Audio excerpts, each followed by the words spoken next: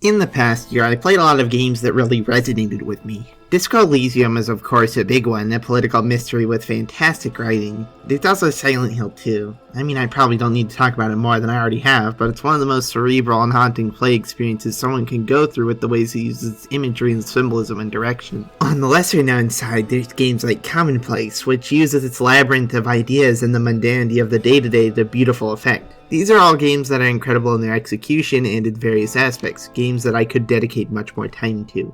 But one game that resonated with me a lot from this year that I find hard to recommend due to the way it conflicts with my values is Pyre. And frankly speaking, if only the first few hours of Pyre existed, it would be an easy recommendation for sure. Pyre creates such a lovable cast of characters, each with their own quirks, and throws you into this incredibly bespoke visual novel sports game hybrid featuring a permadeath adjacent system with actual weighty story consequences. It's similar to Fire Emblem in a lot of ways, except not written by the people who write Fire Emblem games. These aspects are truly spectacular. Our main cast are what truly make Pyre. They're a lovable rogues gallery, each with their own pasts and mistakes and beautiful quirks. And in a pretty standard but always effective usage of games as an art form, the more time you spend with certain characters, the more you learn about them. Hedwyn's lost Lenore, who was cast into the otherworldly prison known as the Downside 4, only comes into your knowledge if you use him. Tizo, a lovable little fat bird imp thing who can't even truly speak, has a history with a lot of the opposing sports teams that you learn the more you use him.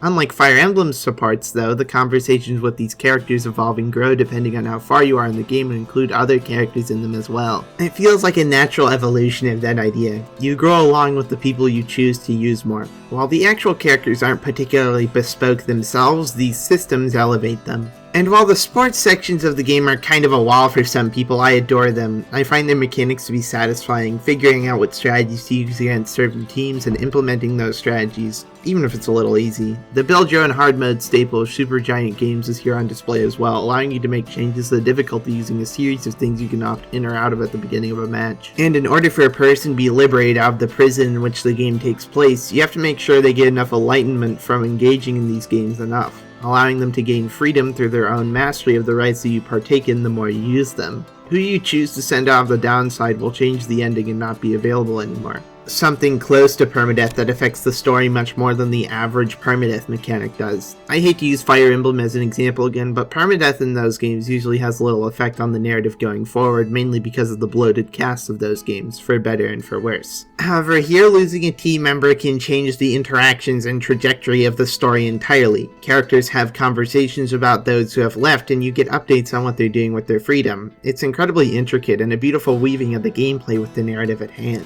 Unfortunately, the make-your-own difficulty features of the game aren't the only aspect of Supergiant that shows up again here. Their neoliberal centrist politics also make an unfortunate appearance. You see, Pyre is framed around a revolution throughout the entirety of the game. One to free the people from the downside and to bring literacy back to the Commonwealth.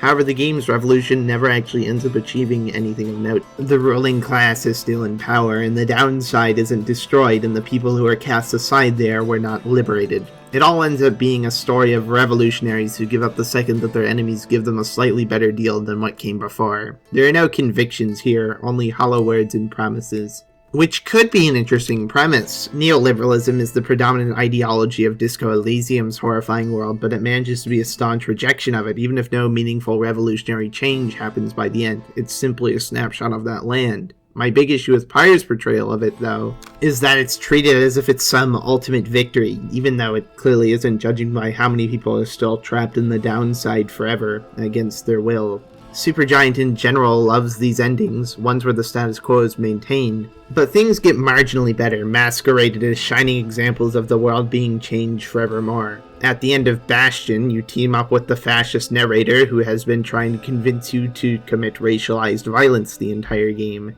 It disappoints me so much more with Pyre than Bastion though, because even though it's not as egregious as Bastion, Pyre is such a much more promising game. The characters and the way you interact with them are so unique and interesting. It's the kind of game that uses permadeath the way I've always wanted Fire Emblem to. I just wish it didn't end the way that it did. It's a bit frustrating. This has been Arcade Everlasting, and really, I haven't played Transistor or Hades yet, but I'm not really that interested now. Signing off. Thank you for watching.